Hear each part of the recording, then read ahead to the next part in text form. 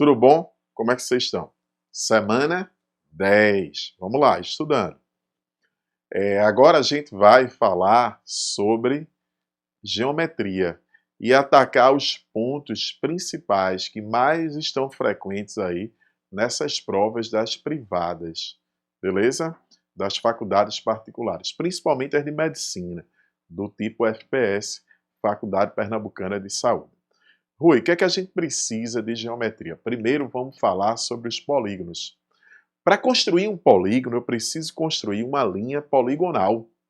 Simples, por que não simples? Aquelas que não se entrecruzam. E fechada. Olha, Rui, uma circunferência eu conseguiria construir com segmento de reta? Seria uma linha poligonal? Não. Só o que eu consigo com o segmento de reta. Quando a gente faz essa linha poligonal simples e aberta, a gente formou um polígono.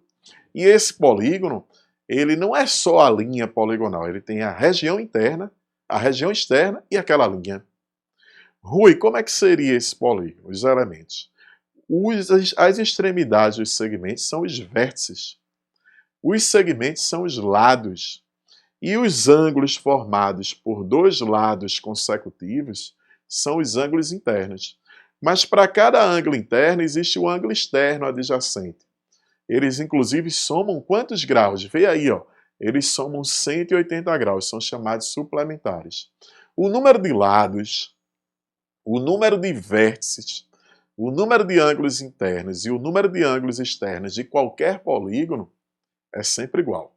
Mas tem um segmento que não tem extremidades em dois vértices consecutivos, como a diagonal. É a diagonal, como um lado, que são dois vértices consecutivos. Diagonal são em dois vértices não consecutivos. Então, se você é uma diagonal, você não forma diagonal nem... Se você é um vértice, você não forma diagonal nem com você mesmo, nem com os dois vizinhos, os dois consecutivos. Tem que ser com não consecutivos. Então, sempre não vai formar com esses três. Bora encontrar o número de diagonais para ver como é que vai ser? O número de diagonais é assim, ó. Lembra que diagonal, ele tem extremidades em dois vértices são consecutivos. Se eu pego esse polígono, como é o nome desse polígono? Pentágono. O nome do polígono é dado em função do número de lados. Se você pegou esse pentágono, daquele vértice ali, vão partir quantas diagonais? Vão partir n-3, ou seja, 5 menos 3, duas diagonais daquele vértice. Não forma diagonal nem com ele mesmo, nem com os dois consecutivos. Então, o que é que a gente tem? Vê só. De cada vértice, vão partir sempre n-3 diagonais. Tu pega um decágono, polígono de 10 lados.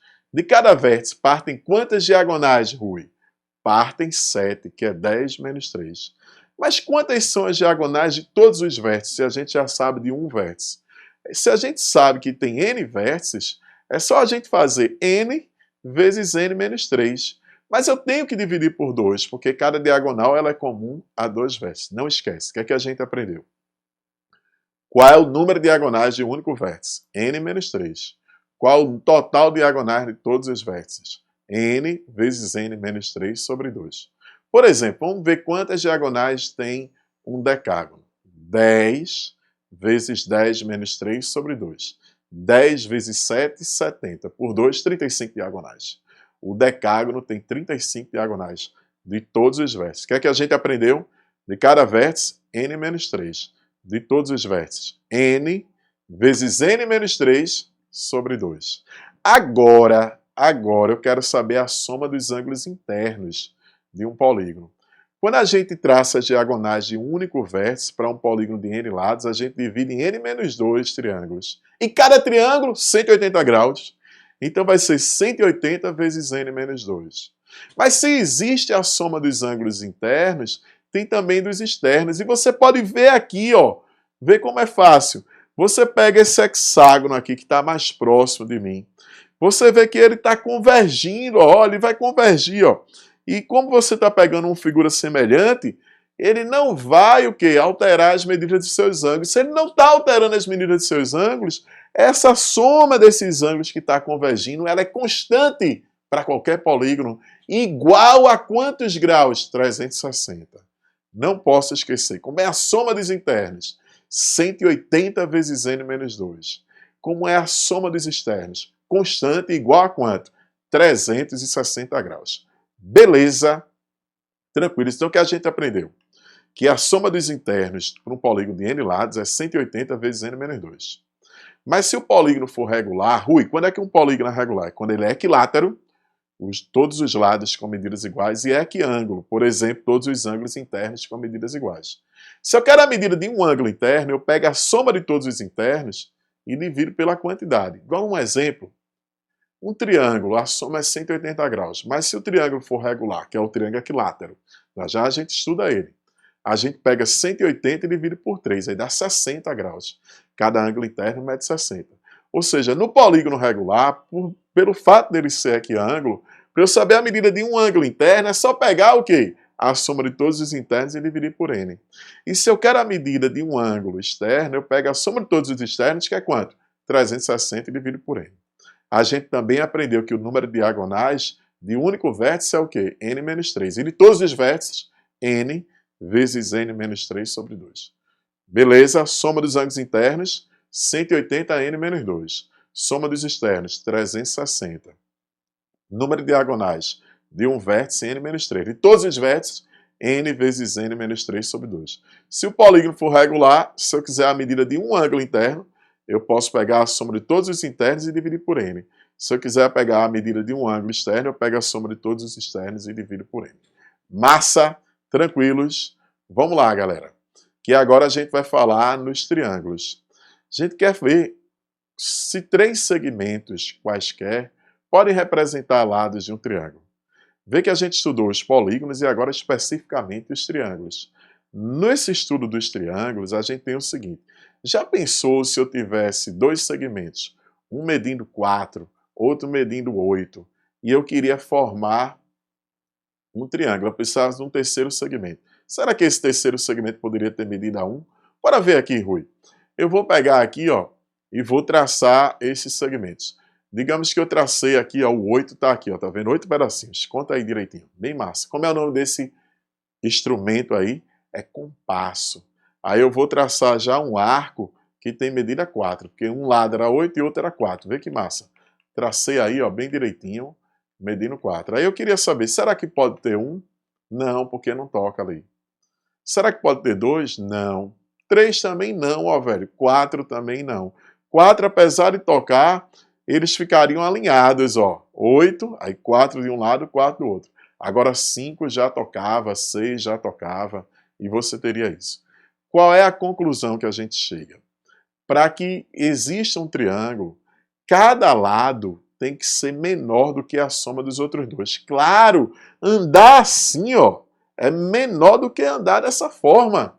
Então, cada lado tem que ser menor do que a soma dos outros dois. Não pode esquecer isso.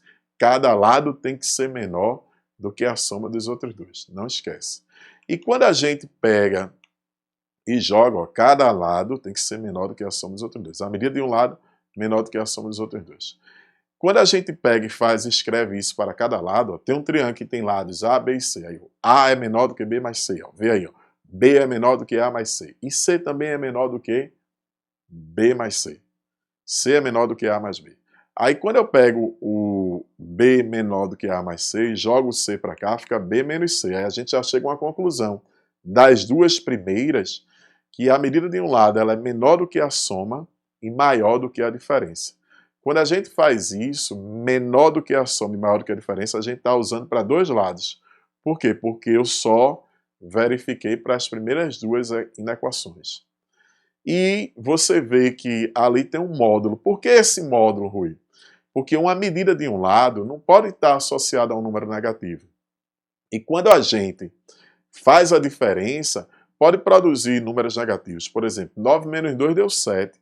Mais 2 menos 9 daria menos 7. Então a gente bota em módulo para evitar isso. Tá ok? Vamos ver exemplos aqui.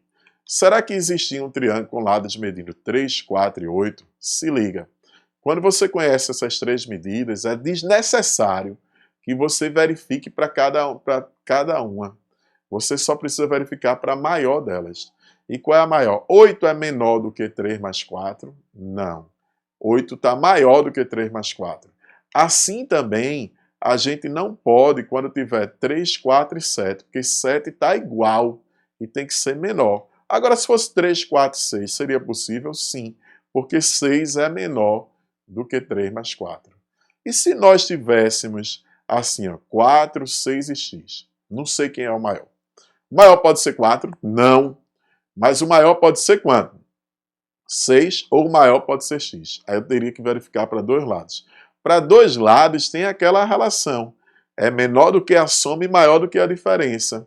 Então x teria que ser menor do que 6 mais 4, que é 10, e maior do que 6 menos 4, que é 2. Qualquer valor entre 2 e 10, maior que 2 e menor que 10, vai ser uma possível medida de um lado do triângulo. Então é isso que a gente aprendeu. Cada lado tem que ser menor do que a soma dos outros dois e maior do que a diferença. Beleza, tranquilos, condição de existência do triângulo. Vamos falar mais um pouquinho de triângulo? Primeiro, eu queria falar aqui em perímetro, para a gente aprender. O que é perímetro? Perímetro é a soma das medidas dos lados do polígono, é o contorno. Normalmente, em geometria, a gente chama perímetro de 2P. Semiperímetro, que é metade do perímetro, a gente chama de P. Então, o perímetro aí, que é o 2P, seria A mais B mais C. Isso recebe o nome de perímetro. Como é a área de triângulo? Base vezes altura dividido por 2. Base vezes altura dividido por 2. Serve para qualquer triângulo. Como é, Rui, que a gente acha, por exemplo, a soma das medidas dos ângulos internos? Em qualquer triângulo, a gente já aprendeu que a soma das medidas dos ângulos internos é 180 graus. Então, A mais B mais alfa mais beta mais θ seria aí, os ângulos que convertem em A, B e C, respectivamente, seria 180 graus. Essa soma é 180 graus. Beleza? Agora vamos lá falar na classificação dos triângulos. Existem duas classificações, uma quanto aos lados e outra quanto aos ângulos. Primeiro, quanto aos ângulos, que é chamado de acutângulo, aquele triângulo que tem todos os ângulos agudos. E o que é um ângulo agudo? Medida entre 0 e 90 graus. Por exemplo, um triângulo que tem lá ângulos medindo 80, 40 e 60 graus. Sim, porque as três medidas são ângulos agudos, que têm medidas entre 0 e 90 graus. O triângulo retângulo é o que tem um ângulo reto, medindo 90 graus. Muito importante no triângulo retângulo é que o lado oposto ao ângulo reto é chamado de hipotenusa.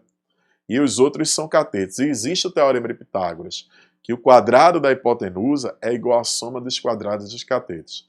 E o triângulo obtusângulo é aquele que tem um ângulo obtuso. Ele tem um ângulo com medida maior que 90 graus e menor que 180 graus. Por exemplo, se ele tiver um ângulo com a medida 100 graus e outro medindo 20, outro medindo 60, é um triângulo obtusângulo. Beleza? Quanto aos lados, ele pode ser classificado em equilátero. Equilátero, a gente já sabe o seguinte. Como ele é equilátero, ele é equiângulo.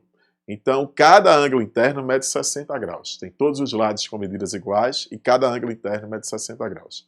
E um fato legal que você precisa saber é que a medida da altura é lado vezes a raiz de 3 sobre 2. Você poderia usar isso aí usando que o seno de 60 é raiz de 3 sobre 2, ou então Pitágoras, naquele triângulo retângulo, Hzinho quadrado, mais L sobre 2 ao quadrado é igual a Lzão quadrado. E que a área do triângulo, como é base vezes altura sobre 2, vai ficar L vezes L raiz de 3 sobre 2 dividido por 2. Vai ficar L quadrado raiz de 3 sobre 4. Não esquece. Como é a altura do triângulo equilátero? L raiz de 3 sobre 2. E como é a área do triângulo equilátero? L quadrado raiz de 3 sobre 4. Rui, eu prefiro fazer base vezes altura sobre 2 para achar a área. Pode, mas essa é mais prática no caso do triângulo equilátero. A outra vale para qualquer triângulo. Essa só vale para triângulo equilátero. Beleza? Tranquilos? Como é a altura do triângulo equilátero? Lado raiz de 3 sobre 2. Como é a área? Lado ao quadrado, raiz de 3 sobre 4. Massa? Beleza? Vamos adiante. Ver o que é que a gente tem aqui. eu queria falar do triângulo isósceles, porque equilátero tem 3 lados com medidas iguais, mas isósceles tem 2. E quem tem 2 lados com medidas iguais também tem 2 ângulos, que são chamados ângulos da base. Todo triângulo equilátero é isósceles, porque quem tem 3 lados tem 2. Mas nem todo isósceles ele é equilátero. Na verdade, nem todo isósceles é equilátero. E o triângulo que não tem lados com medidas iguais ou ângulos é chamado de escaleno.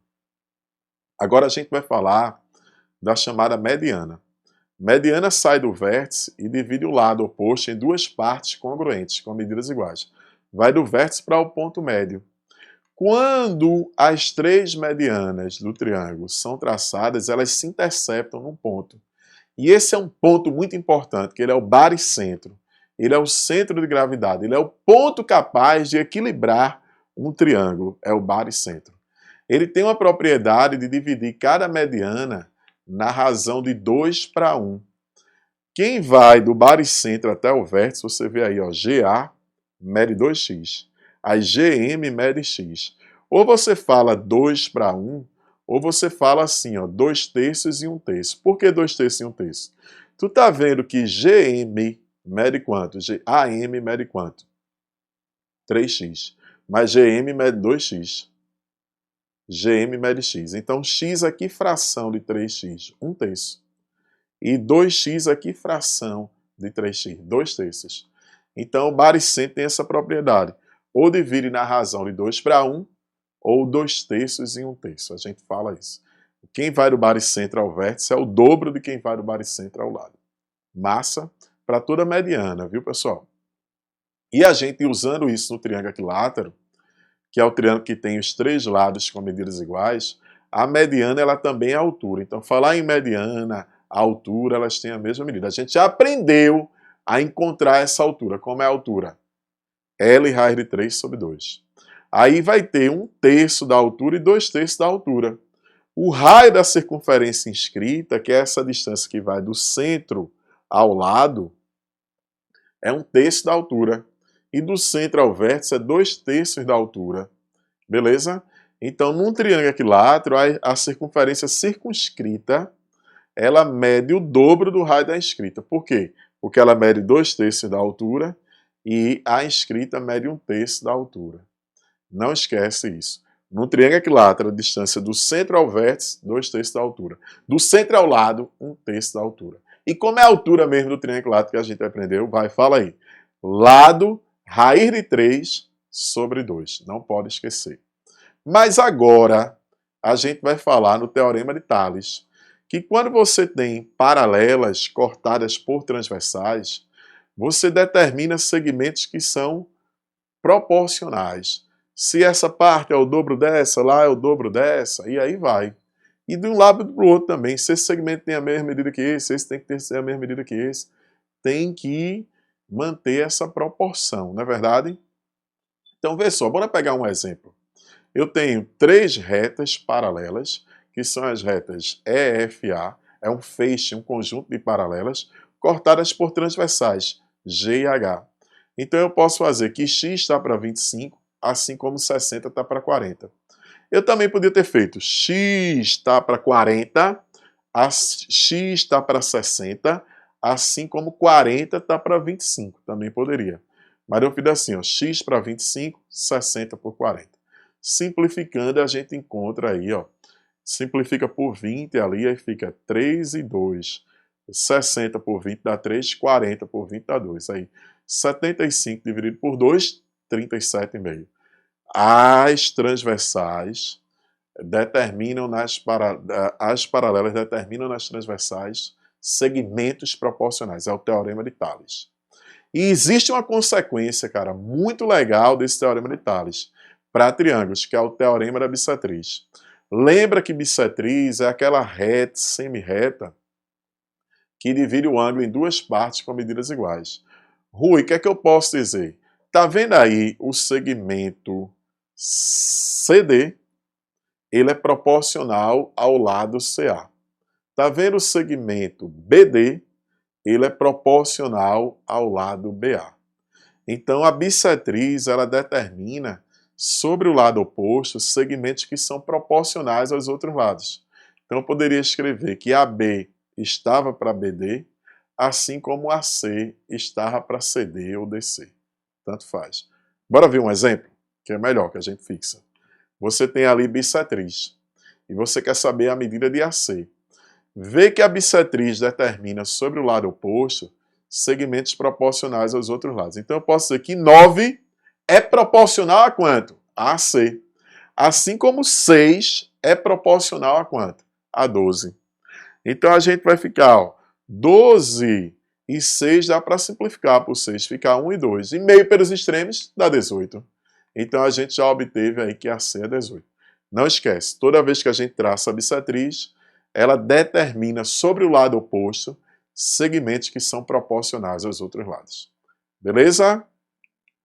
E agora a gente tem os triângulos semelhantes. Quando é que dois triângulos são semelhantes? Se tiver os mesmos ângulos, já são semelhantes. E aí existe uma proporção entre esses lados. Esses lados correspondentes são chamados de homólogos ou proporcionais. E quando você divide um lado pelo correspondente, está obtendo a razão de semelhança. Como assim?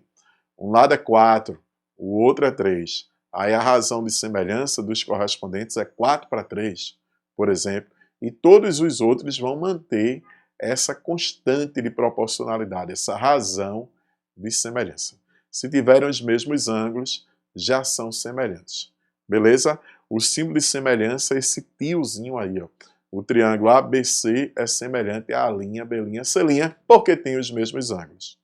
E agora, a gente vai ver um chamado teorema fundamental da semelhança, que ele é bom de triângulos. Ele é bom quando não tem triângulos semelhantes. O que é que você faz? Vê aí, cara, vê que legal. Tem esse triângulo ABC, aí você traça uma paralela a um dos lados. Quando você traçar uma paralela a um dos lados, esses ângulos aqui, ó, eles vão ter medidas iguais aqui. Por quê? Porque são chamados correspondentes.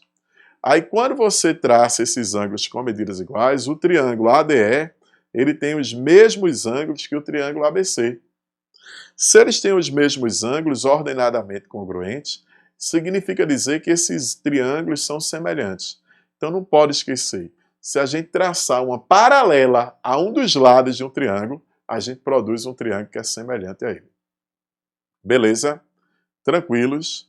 E agora eu queria falar para vocês umas relações que são consequências de semelhança e que as pessoas decoram.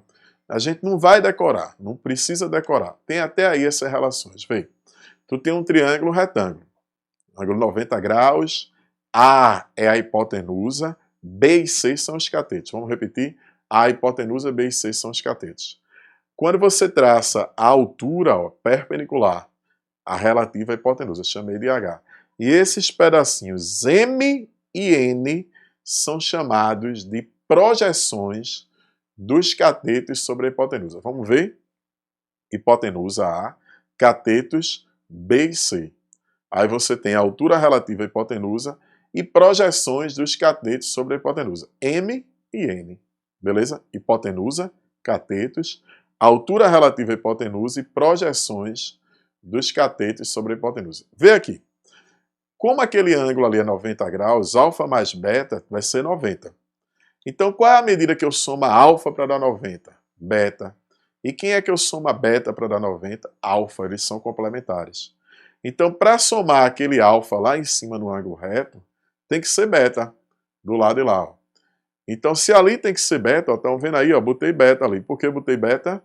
Porque alfa mais beta dá 90, e ali é o ângulo reto. Então, esse ângulo aqui embaixo, ele tem que medir alfa. Nós temos nessa figura 3 triângulos retângulos. Não é verdade? O maiorzão, que é retângulo. Esse menor, não é verdade? Que ele está à direita. Ele está à direita. E o maior, que está lá na esquerda, ele também tem os mesmos ângulos. Então, eles são semelhantes. Então, não precisa estar decorando. É só fazer uma semelhança. Beleza? Os 3 triângulos são semelhantes. Vê esse exemplo aqui. Eu tenho um triângulo com lados medindo 9, 12, 15. Opa, Rui, 9, 12, 15. Rapaz, se eu dividir todo mundo por 3, vai dar 9 por 3 dá 3. 12 por 3 dá 4. E 15 por 3 dá 5. Eu fico com 3, 4, 5. 3, 4, 5 é o triângulo retângulo mais comum. Então, esse triângulo retângulo é um semelhante ao triângulo 3, 4, 5. Então, eu tenho catetos 9 e 12, hipotenusa 15. E eu queria saber H. Existe uma fórmula, que era BC igual a A vezes H, mas a gente não vai decorar a fórmula. A gente sabe que tem 3 triângulos aí que são semelhantes. Se esses triângulos são semelhantes, a gente pode chegar assim, ó, vê só. Tá vendo o triângulo maior, aí o intermediário e o menor. Eu vou fazer a semelhança daquele menorzinho lá do canto, que a hipotenusa é 9 dele, por exemplo, com o todo, que a hipotenusa é 15. Aí eu vou pegar lá no canto o oposto a beta. No triângulo menor, qual é o lado que está oposto a beta? Oposto a beta é Hzinho. Mas no maior, qual é o lado oposto a beta? 12. Vê que os lados proporcionais são opostos a ângulos camerinos iguais. Vamos repetir isso, Rui. Lá naquele triângulo do cantinho, no triângulo menor, o lado oposto ao ângulo beta é H. Mas no maior, o lado oposto ao ângulo beta é quanto? É 12. Agora eu vou voltar para o menor. Já fui do menor para o maior. No menor, qual é o lado oposto ao ângulo reto, o ângulo de 90 graus? É 9, cara. Vamos botar 9 aí. Mas no maior, qual é o lado oposto ao ângulo de 90 graus? É 15. Meu irmão, então fiz aí, ó. Vê só. No menor lá, oposto a beta, H. No todo, oposto a beta, 12. No menor lá, oposto a 90, 9. Oposto a 90, quanto é que dá? 15. Aí eu simplifico, ó, 9 por 15 fica 3 e aqui 15, 5. Aí eu vou 12 vezes 3, 36, dividido por 5, 7,2. Só precisa de semelhança. Os lados proporcionais estão opostos a ângulos com medidas iguais. Não posso esquecer disso. Beleza? Tranquilos? E agora a gente vai precisar falar nas áreas. As áreas das principais figuras. Área de triângulo, base vezes altura sobre 2. Área do quadrado, que é lado ao quadrado. Área de retângulo, que é base vezes altura. Área de paralelogramo, base vezes altura. Área do trapézio, base maior mais base menor, dividido por 2 vezes altura. E a área do círculo, que é πr². Essas são as áreas que a gente precisa fazer. Com isso aí, a gente faz muita coisa. E a gente vai ver agora isso nas questões. Na primeira questão, temos a ilustração a seguir, que não está em escala, representa uma seção transversal de uma artéria que tem a forma de uma coroa circular, com diâmetro externo medindo 1,5 centímetros. Aí ele diz, e a espessura é 1,5 milímetros. Qual é a área da região interna da secção transversal da artéria escurecida na figura? Então ele quer essa área daqui, é isso que ele está querendo. Mas ele quer em milímetro quadrado. Aqui já está em milímetro. 1,5 centímetro para milímetro são 15 milímetros. É verdade? Como é que a gente sabe? A gente sabe que tem quilômetro, hectômetro, é verdade? Decâmetro, metro, decímetro, centímetro, milímetro. Então, para passar de centímetro para milímetro, é só acrescentar uma carga decimal. Aqui a gente acrescentou uma carga decimal. Cada vez que eu vou acrescentando uma carga decimal, ou seja, eu vou multiplicando por 10, é ou não? Se eu quiser voltar, a gente divide por 10. Então, o que é que a gente tem? A gente precisa saber esse raio aqui. Por que o objetivo da gente é saber esse raio? Nós precisamos saber esse raio porque a área do círculo é πr². A área do círculo é πr². E quanto é que mede esse raio? Se tudo ali é 15, esse pedacinho aqui é 1,5. Mas essa medida aqui também, ó, esse pedacinho aqui também mede 1,5. Isso aqui também é o raio. Então a gente pode chegar e dizer que 1,5 mais 2 R's, na verdade, que é o diâmetro aqui, mais 1,5 vai dar 15 lá. Quando jogar esse 1,5 para cá e esse outro 1,5 para cá, nós vamos obter o quê? Que 2 R's é igual a 12. Se 2 R's é igual a 12, o raio é igual a 6 milímetros. Se o raio é 6 milímetros, a gente pode achar a área, que é π 6 ao quadrado. Ou seja, 6 ao quadrado, 36. Então vai ser 36 π milímetros quadrados. É a área dessa parte interna que ele queria, cuja resposta está na letra C.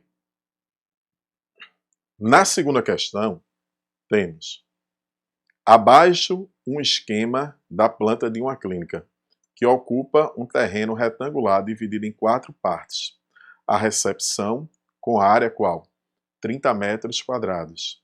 E salas de consulta com área o quê? Recepção tem uma área de quanto? A recepção tem uma área de 30 metros quadrados. Aí ele diz, sala de consulta, 25 metros quadrados. E banheiro com área 16 metros quadrados. E aqui tem a área, aqui o que é que a gente tem? Nós temos a área da sala de exames. Ele disse que a recepção e a sala de exames são retângulos. Beleza. E o banheiro tem a forma de um retângulo que é quadrado, né? Todo quadrado é um retângulo. Então, essa medida é a mesma que essa, assim como essa medida daqui é a mesma que essa. Se aqui é x, aqui também é x, por exemplo. Se aqui é y, aqui também é y. Aí o que é que a gente vai ter? Nós vamos ter o seguinte. Lembra que a área do quadrado, como é a área de um quadrado? É lado ao quadrado. E lembra que a área de um retângulo, a gente faz base vezes altura. Então, se a área do quadrado é lado ao quadrado, então a gente já pode chegar aqui e dizer que x quadrado é igual a quanto? 16. E a gente já encontra que x mede 4 metros. E fazendo o mesmo, como isso é um quadrado, eu sei que y quadrado é igual a 25. Então a gente vai ter que y é raiz quadrada de 25, ou seja, 5 metros. Então a gente já sabe que aqui mede 5 e que aqui mede 4, não é verdade? Que aqui mede 4. Ora, se aqui mede 5, nós podemos fazer o seguinte, que a área da recepção é 30 metros quadrados. Então eu vou dizer que a base vezes a altura, vou chamar aqui de B, vezes a altura, que é quanto? 5, vai ser 30. Então a gente tem esse 5 multiplicando, vem para cá dividindo, que B é 6 metros. Ficou legal, não foi? Porque, ó, 6 vezes 5 dá 30. Tá batendo aqui. Já sei que aqui é 5, na verdade. E agora, será que eu tenho condições de achar isso tudo? Tenho. Por quê? 6 com 5, quanto é que dá 6 com 5? 6 com 5 dá 11. Essa largura toda é 11. E agora, 5 com 4, esse comprimento aqui da sala é quanto? 9. 5 com 4, 9. Então, se tudo isso é 9 e esse pedacinho é 5, aqui também tem que ser 4. Se tudo aqui é 11 e esse pedacinho é 4, aqui tem que ser 7. Porque, ó, 7 com 4 aqui dá 11. 5 com 4 aqui dá 9. Então, a área da sala de exames, vai ser base vezes altura. Qual é a base? 7 e qual é a altura? 4. 7 vezes 4, 28 metros quadrados. Qual é a letra? C. Na questão 3 temos, em uma volta em um terreno retangular medindo 12 por 30. Se esse terreno é retangular e mede 12 por 30, vamos dizer aqui, ó, que você tem um retângulo, que aqui a largura é 30 metros e o comprimento 12 metros. Ele quer construir uma cerca, então ele vai dar uma volta completa. Cada vez que ele vai dar uma volta, a gente tem uma grandeza que está associada a isso, que é o chamado perímetro. Perímetro, normalmente, a gente chama de 2π, não é verdade? Então, o perímetro aqui, nós vamos ter 2 vezes 30, mais 2 vezes 12. 2 vezes 30, mais 2 vezes 12. Ou seja, vai ser 60 mais 24. O perímetro vai ser 84 metros. Esse é o perímetro do retângulo. Sendo que ele falou que quer dar 5 voltas. Se ele quer dar 5 voltas, o que é que a gente tem? Nós vamos precisar de 5 vezes o perímetro. Se nós vamos precisar de 5 vezes o perímetro, então a gente vai fazer 5 vezes 84. 5 vezes 84 dá 420 metros. É o que nós precisamos para o quê? Para dar 5 voltas. Sendo que os rolos são comprados vendidos em 50 metros. Então, eu vou fazer 420 e vou tentar agora dividir por 50. Se a gente vai dividir por 50, bora simplificar aqui, né? Esse zero aí. 42 dá 8. 8 vezes 5, 40, sobra 2. Aí o que é que a gente faz? 0, aí agora, 20 dividido por 5 dá 4. Então, na realidade, a gente vai precisar de 8,4 rolos. Mas não existe, eu quero saber quantos rolos eu devo comprar. 8 rolos não são suficientes. Então eu preciso comprar 9 rolos, cuja resposta está na letra D. Na questão 4, um piloto resolveu dar uma volta completa em torno de uma praça quadrada. A praça quadrada. Ele partiu do ponto P, que está aqui, no sentido indicado ao atingir no sentido indicado na flecha, ou seja, o sentido horário, e cair a 3/5 do percurso total. Qual é o percurso total? É o percurso da praça. Como a praça é quadrada, você vai ter o perímetro dela é 4Ls. Então, o percurso total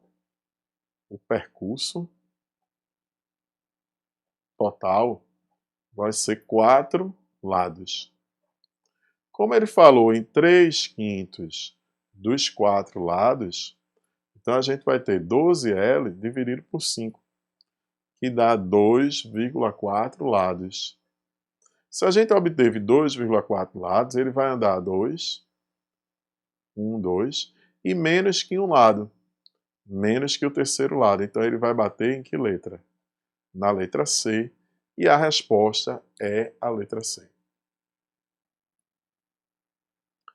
Na questão 5, ele diz que tem uma bola de bilhar, que vai se refletir segundo o ângulo de incidência. Isso é até uma propriedade da reflexão que se estuda em óptica. Quando você tem um raio de luz, ele vai se refletir segundo o ângulo que incidiu. Isso aqui é alfa, aqui também vai ser alfa. Na realidade, em óptica, lá não se chama esse ângulo de incidência ou de reflexão. O ângulo de incidência é esse aqui. E esse é o ângulo de reflexão. Mas se esses dois ângulos têm medidas iguais, esses ângulos têm medidas iguais. É o ângulo formado com a normal. A normal é uma perpendicular.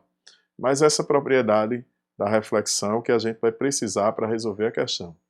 Vê que ele chegou aqui, e se aqui é 45, como é um retângulo, aqui também é 45.